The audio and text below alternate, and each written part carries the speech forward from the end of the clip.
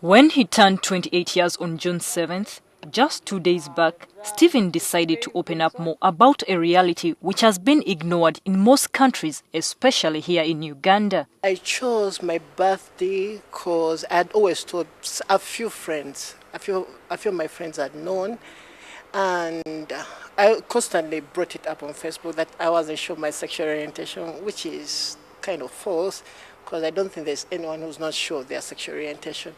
And by then I was gauging people's reactions, whether they would accept me for who I am. And I thought my birthday would be such a great opportune time for me to come out. Here in Uganda, homosexuality is frowned upon and those practicing it discriminated against. The people who practice it are referred to as homosexuals, homos, gays or faggots for men, and for women, lesbians, dykes, lesbos, and all other sorts of names, especially the most derogatory ones by those who detest them.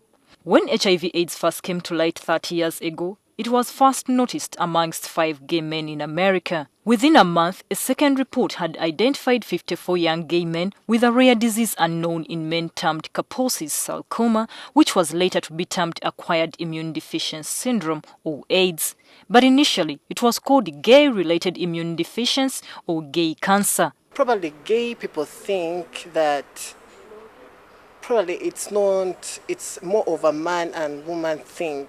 It's not same-sex thing. The virus they wouldn't contract the virus that way. Written in partnership with the United Nations Development Programme (UNDP) and the Johns Hopkins Bloomberg School of Public Health, the new study Global HIV Epidemics Among Men Who Have Sex with Men (MSM) provides the first comprehensive economic analysis of evidence that they are at a higher risk for infection than other groups in many low and middle-income countries. Here, fewer than 1 man in 10 men who have sex with other men worldwide have access to these basic HIV/AIDS services. Partly the report is not true for Uganda because the epidemic in Uganda is driven by heterosexual transmission as opposed to the West. And secondly, we look at the numbers. How significant are these numbers to the epidemic? Because if you look at the figures, they tell you that 46% of new infections are due to heterosexual transmission among men who have multiple sexual partners. Then 43% among the married. You find people living double lives.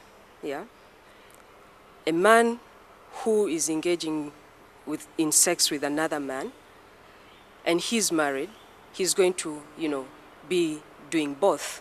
And when he goes home, he has marital duties to fulfill.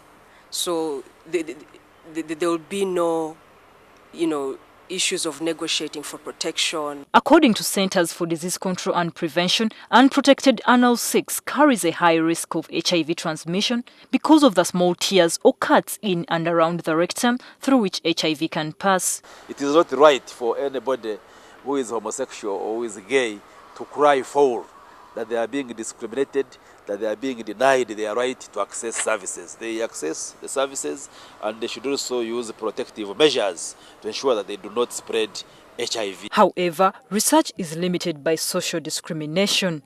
Coupled with this is the criminalization of homosexual behavior along with limited funding for HIV/AIDS programs that are directed at them.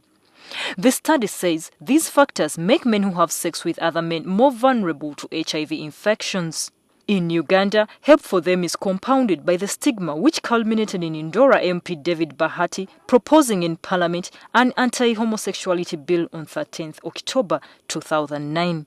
It wasn't debated in the last Parliament, but it is still, hanging over our heads. And if that bill is passed into law, believe me, the people who are in the closets, who are under the cover of marriage, there's that gap. Unless we cover that gap, I'm not saying it's the only gap, but it's one thing that has been recognized as part of the prevalence in HIV infections. It's a behavior which can be unlearned, and the reasoning behind the bill, which was tabled in the Parliament as a private member's bill, was really to say that homosexuality and gay behavior are alien. They are foreign to our culture in Uganda.